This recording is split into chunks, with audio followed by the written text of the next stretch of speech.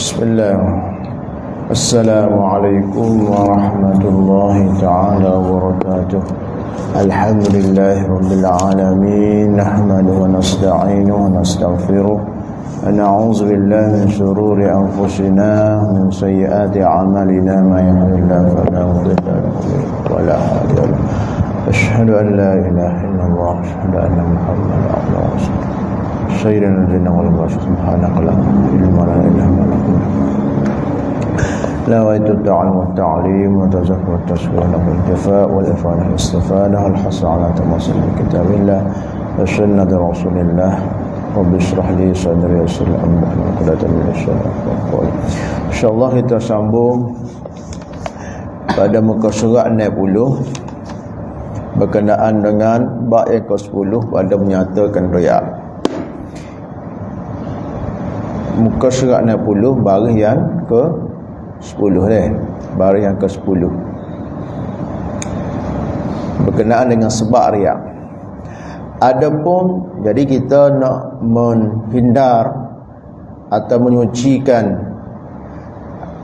ataupun mengubati penyakit riya yang menjadi punca kepada musnahnya, rosaknya amalan seorang mukmin, kita perlu tahu apakah sebab-sebabnya.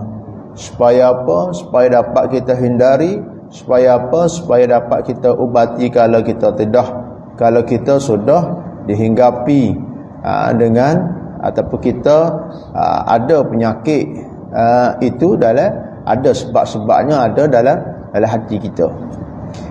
Adapun sebab riak yang kedua, maka iaitu takut celaan manusia. Sebab yang pertama sebelum ni kita bincangkan adalah suka kepada pujian. Jadi nak jadi riak tu apa? Suka sangat untuk dapat hati dalam, dapat pangkat dalam hati manusia, suka pada dipuji. Jadi orang yang suka dipuji perlu dia khabar, perlu dia ubati dengan antara ubatnya ialah dia sedar bahawa pujian adalah walaupun nampak sedap, walaupun nampak sempurna, walaupun nampak kita gemar, walaupun sempurna, tetapi adalah perkara yang diwahamkan sahaja, tidak pasti, tidak confirm, tidak sungguh, bukan kesempurnaan yang sebenar. Ya, tidak ada boleh bagi kebaikan pada dia. Kalau orang puji pun tu pun tak tentu lah orang puji, takut puji depan lah. Jadi benda waham kita nak dapat benda tidak pasti itu, kita nak dapat, kita nak tukar dengan ganjaran daripada Allah Subhanahu Wa Taala. Kalau itu jadi motif dalam perbuatan kita, dalam kita buat ibadat, maka nanti akhirat kelak Allah Subhanahu Wa Taala minta kita tuntut apa yang kita buat tu daripada orang hak kita riak tu, pada orang hak riak tu, hak yang diriak tu, kenapa dia tunjuk tu, dia nak puji tu. Mana Allah Subhanahu Wa Taala kata ya murai, ya ghawi, ya fajir, hawi 3 pakak. Nak sangat pakak hati manusia tu, hawi 3 pakak. Ya murai, wahai orang yang riak. Ya ghawi, wahai orang sesat. Ya fajir, wahai orang jahat. Ya khasir, wahai orang rugi. Apa? Pak. Izhab fa khuz ajraka mimman amiltalah. Gilah. Ambillah pahala, ambillah ganjaran, upah daripada apa, daripada siapa hak membuat kerana dia. Bagi dia, fala ajra laka indana. Tak ada alik aku ni, tak ada nak bagi apa kamu. Tu antaranya adalah suka kepada pujian. Sebab yang kedua itu takut pada celaan manusia. Buat sesuatu tu kenapa? Kerana takut pada celaan manusia. Contohnya dia semayang. Itu kira disebut dah sebelum ni kan. Ada riak benda fardu, ada riak benda sunat.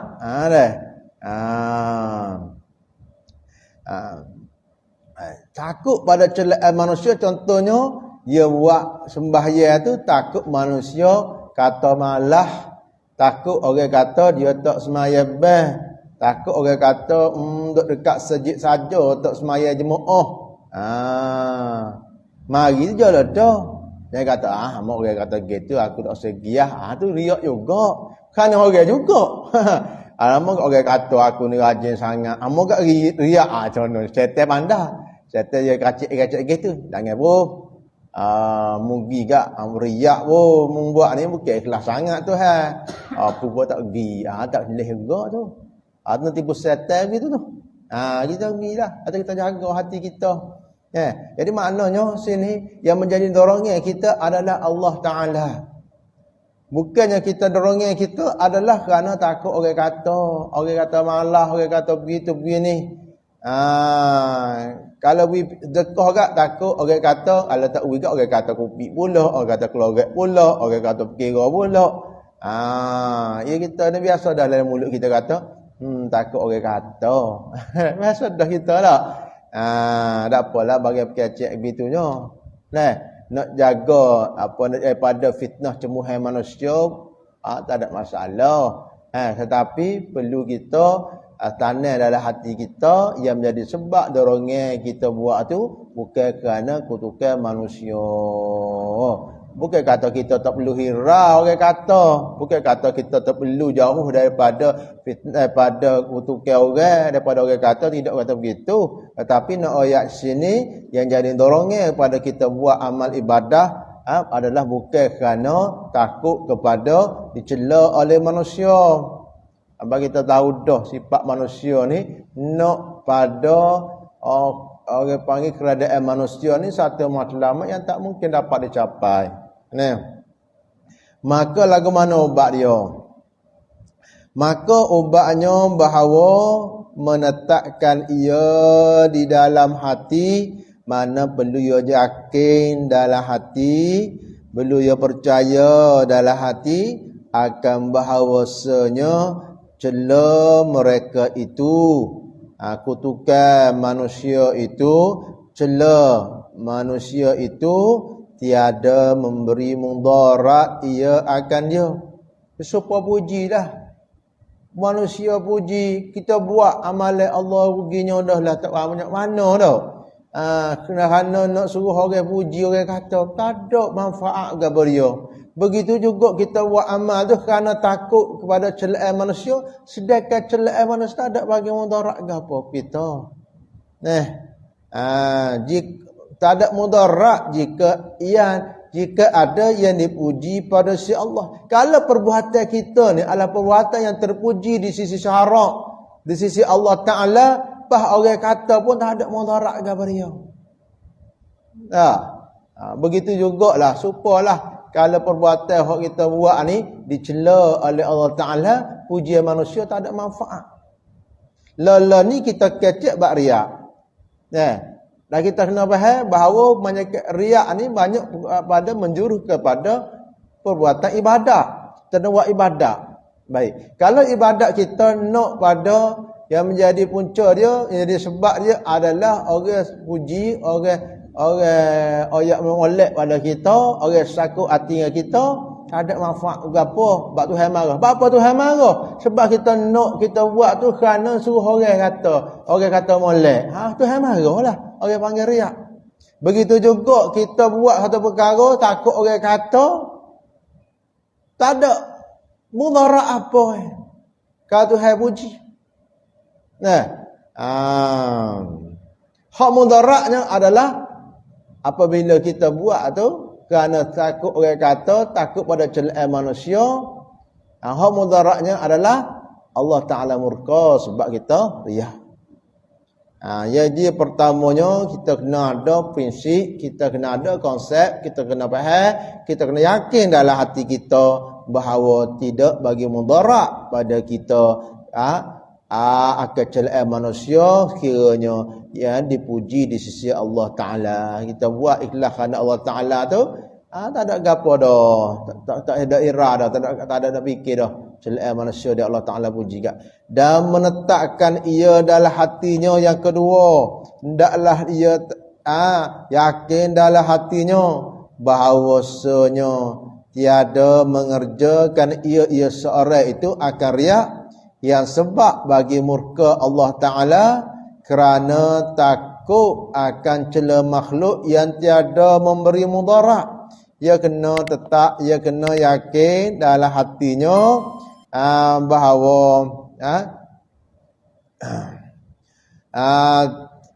tiada mengerjakan ia akan riak. Tak ada pasalah, tak ada sebab dia buat sesuatu itu dengan keadaan riak. Riak lagu mana? Riak dia buat kerana takut akan celaan manusia. Dia buat tu kerana takut orang kata malah, takut orang kata dia tak rajin sembahyang, takut kata dia ni kelorek, dia sedekah. Kalau takut orang kata malah, maka dia sembahyang. Kalau tiada mengerjakan ia akan riak, yang mana riak itu adalah sebab bagi murka Allah Ta'ala kerana takut akan cela manusia, cela makhluk yang tiada beri mudarat. Tak ada pasal ia takut, ia riak, pendek kata mudah faham. Dia riak kerana apa? Kerana takut akan celaan makhluk. Orang kata, yang mana orang kata tak ada bagi mudarat. Yang bagi mudarat adalah apa? Kemurkaan Allah Ta'ala tu, sebab dia buat begitu, yang bagi mudarat. Kita tak ada latih itu. Dan memadakan dia, mana cukup akan dia, akan seorang itu, oleh bahawasanya manusia, pada dah dia fikir dalam hati, dia fikir dalam hati, dia tetap dalam hati, sebagai ubat untuk dia menghindari daripada penyakit riak yang musnahkan amalan kita ni, dan memadakan dia oleh bahawasanya manusia. Kenapa manusia? Jika mengetahui mereka itu akan kosak riak yang di dalam hatinya. Orang ni apabila dia tahu, orang tahu. Sebab hamba ayat sebelum ni dah. Seorang tu kita tak boleh nak tipu semua orang pada semua masa. Kadang-kadang kita boleh dalam satu masa tu kita nak berlakon, kita nak ayat benda tak benar benarnya. Kita nak olok-olok, kita nak tipu. Dalam satu masa semua orang boleh, mungkin jadi boleh.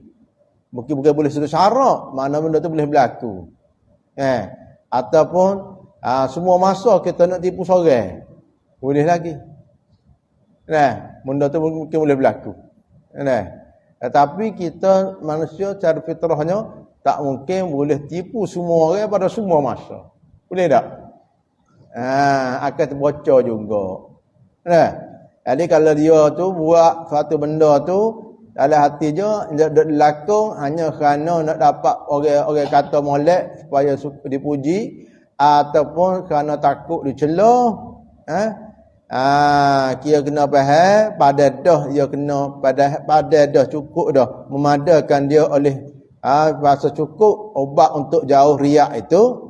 Memadakan dia maknanya seorang tu pada ubat menjauhkan riak itu bahawasanya manusia, jika mengetahui mereka itu mana manusia, akan kosak riak dalam hatinya, nescaya benci mereka itu akan dia. Lah ni boleh lakonlah. Tetapi satu masa apabila manusia tahu, orang tahu, dia benci dah. Dia benci. Buat tak supaya orang tak kata tu. Sekali dua boleh. Pada ni, orang berkata, orang nampak dah, orang pun tak suka juga. Ada pas. Ya, kita bukan masalah orang tak suka kita. Masalahnya, kita buat tu kerana tak suka, orang tak suka. Patut pihak orang tak suka juga. Jadi pusing waktu hula juga. Tak ada pasal. Dan bahawasanya riak itu tak dapat tiada, nyata ia bagi manusia, sama ada segera atau lambat. Riak tu lagu mana pun nyata juga, akan terbongkar juga. Ada manusia segera atau lambat. Lambat banyak apa panggil tu? Lambat segera atau banyak akan dapat juga. Akan tahu juga. Tak ada masalah. Maka murka apabila orang tahu kita ni riak, benda tak nampak dalam hati riak ni. Tetapi kalau kita dah amal untuk riak lain, orang akan nampak juga begitu. Orang akan nampak juga. Ni kita ni nak ngaji ni, kita nak ukur diri kita. Jangan duk teropong orang. Nampak dah ni riak ni. Jangan. Jangan begitu. Kita kena tengok ke aib diri kita. Kita ngaji tasawuf ni. Aku tahu dah, aku mengaji tasawuf, aku mengaji kitab Nawar, aku tahu ni, Allah ni riak kata ni. Kawan ni tak kebul. Berat begitu. Tu salah tu. Kalau konsep tu ngaji. Kita mengaji nak jadi doktor pada diri kita. Bolehlah kita nak nasihat orang lain. Kita nak cegah orang lain. Tetapi bukan kita nak teropong, nak tengok dalam hati orang. Tak. Tak. Maka murka apabila manusia ni tahu orang tu buat tu nak menunjuk amal ibadat tu, maka murka mereka itu dan mencela mereka itu akan dia cela juga, tak puji juga. Allah dunia lagi. Jadi tak pasal dah, tak ada pasalah. Dan jika ada ia mengerjakan ibadat dengan ikhlas. Jadi kalau seorang itu dia buat tak secara orang nak puji ke, orang nak kata ke, dia buat semata-mata kerana Allah Ta'ala, nescaya Allah Ta'ala zahirkan ikhlas itu bagi manusia tu, zahirkan juga ikhlas. Kalau kita nak buat tu pada manusia. Tak nanti kita buat nak suruh orang puji, tak nanti kita tinggal, kita buat tu kerana nak takut orang kata. Allah Ta'ala akan zahiri nampak juga ikhlas bagi manusia. Apabila manusia nampak akan keikhlasan dalam hati kita, maka kasih mereka itu akan dia seperti kasih Allah Ta'ala akan dia. Sebagaimana Allah Ta'ala kasih kerana orang ni buat semata-mata kerana aku, kerana Allah Ta'ala. Manusia pun Allah Ta'ala akan zahirkan supaya semua manusia kasih akan Allah Ta'ala. Kerana sipir dia apabila kita dalam dunia ni, kita tak nak kepada apa dalam tangan manusia, apa dalam hati manusia, tak nak pada kepentingan orang, tak ada kepentingan daripada orang lain, tak ada mikir, tak termuk pada apa dalam hati dalam tangan manusia, manusia akan kasih pada kita. Kalau dalam hati kita zuhud pada dunia, Allah Ta'ala akan kasih kita. Jadi Allah Ta'ala akan zahirkan juga ikhlas. Apabila zahir ikhlas itu, bukan saja Allah Ta'ala saya, manusia pun saya juga. Maka mendapat ia akan dua puji. Puji Allah Ta'ala dan puji makhluk. Tapi dalam kitab Imam Al-Ghazali, kitab Minhaj Abidin, ini kena perhati juga perakat setan juga ni. Apa-apa mu tak seriak, mu buat ni bukan, mu tak seriak, mu jangan tunjuk kat orang, mu jangan royak gapo kat orang. Dan mu buat ni orang akan nampak jugalah kali. Anak orang juga tu. Orang juga tu. Jangan begitu. Jangan apa kita. Ada satu peringkat kita mengajar kita Minhaj Abidin on level tinggi ni. Level tinggi ke apa ya? Setan ni. Setan lah kali tu setan mula-mula setan ni ya hasuk. Ya kecek mana? Ikan cik jangan buat kita amal ibadat. Pu kena kerja juga dunia ni pu. Jangan dia buat ibadat, jangan dia pergi ngaji semua. Kena buat dunia jangan tak apalah jaga-jaga tinggal. Ya kecek gitu. Tapi kecek molek setan ni. Dia tidak mahu berupa dengan hati raya kosek dak kan. Kita nak semaya, kita ngaji bila ni, dia hati mari sekat tengah jalan dak. Panjang hidup tak ada dak. Tak ada dak, kan ada. Tak ada. Ya kecek, ya bisik. Jangan buat. Apabila dia buat, ambo yang lebih kurang lah. Untuk ingat mana. Antara setan tu. Antara, dia suruh kita. Dia buat agak suruh. Agak, dia buat putus asa pula. Kita buat. Lama berbola, penak ke apa. Apabila kita istiqamah ke apa, dia mari pula. Orang tak tengok mu buat tu. Boleh sikit, main lama sikit. Zikir lama sikit, orang dak kata molek ni. Jika tu pula setan ni. Kita pun rasa sedar, kita rasa yang mu ni ikhlas. Kata main kita pula. Satu peringkat awak ni. Kata mu jangan riak ni. Dosa riak, tak ada pasal mu buat amal ni kerana riak, tak ada pasal. Mu jangan tunjuk, jangan royak ke orang amal lah. Biar orang tak tahu belaka. Orang akan nampak jugalah kali. Orang akan nampak juga. Jadi kita buat apa? Nak suruh orang nampak jugalah kali. Tipu waktu pula. Jadi tak sudah lah. Kita kena mujahadah yang mengaji ni dah. Kerana kita orang lemah dah. Kita mujahadah, kita mengaji ni. Qala muallif rahimahullah. Adapun sebab yang ketiga bagi riak itu. Dua dah sebab dah. Sebab pertama, apa dia? Kerana nak pada puji manusia. Yang kedua, kerana takut akan celaan. Dan sebab yang ketiga bagi riak itu, maka iaitu tamak. Apa maksud tamak? Mana ia ada kehendak sesuatu yang ada pada tangan orang lain. Ada tamaun. Ada tamaun. Yang hendak sesuatu yang ada pada tangan orang lain. Ia buat kenapa? Ada benda nak suruh orang latih dia jadi pemimpin contohnya. Nak suruh orang latih, nak suruh orang bagi tugas ni ke dia. Dan obatnya, apa obat dia? Bahawa kita tak ada fikir tilik dah. Kita tak payah nak fikir dah. Ulama khusus siap dah. Ulama khusus siap dah obat ni. Nakib hati ke tu ulama susun dah ni begini. Yang ambil kutip adalah Quran, adalah hadis yang susun yang ijtihad, yang ilham Allah Taala bagi pada dia. Siap dah. Tinggal kita ke dia? Tinggal kita nak mengaji. Kita mengaji. Pas ngaji, rugilah dak mengaji, baik aku balik zikir, baik aku buat ibadat, baik aku baca Quran, tidak. Kita mengaji tu ibadat paling utama, paling besar dah. Pahala lebih banyak lagi daripada ibadat-ibadat lain. Anak tipu setan juga tu. Rasa tak mengaji lah. Baik kita maya sunat banyak sikit. Baik kita berzikir molek benda tu. Tapi jangan tipu setan yang apa kita tinggalkan. Hak ni lah yang menjadi paksi, yang menjadi panduan, menjadi pemimpin bagi amal kita. Apa dia? Ilmu. Baik Imam Ghazali kata hak ni lah mula-mula sekali aqabah, checkpoint, rintangan yang pertama kita nak hadap Allah Subhanahu Wa Taala melalui jalan Allah Taala adalah ilmu. Jadi kita kena tahu. Jadi sebab yang ketiga iaitu tamak. Dan ubatnya lagu mana? Bahawa mengetahui ia seorang akan bahawasanya barang yang tamak ia akan dia, hak dia tamak. Seorang manusia tu tamak akan dia.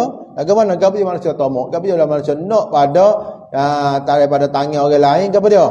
Nak ada pada orang pada seperti harta benda. Misalnya nak ia buat amal ibadat. Kalau ia buat benda dunia, nak dapat benda dunia tu cerita lain. Kita tak baca sini. Ni kita buat ibadat ni. Kerana apa? Kerana nak pujian manusia. Tak sekong tu. Kalau buat benda dunia nak dapat pujian manusia tu hingga sikit. Kerana ni nak buat ibadat nak dapat pujian manusia. Kerana takut celaan manusia. Lepas tu tamak nak dunia, nak tamak kepada harta dan sebagainya dengan buat ibadat. Jadi kita faham bahawa sebenarnya tamak akan dia seperti harta benda, pekerjaan yang diwahamkan sahaja tu benda hak wahai saja.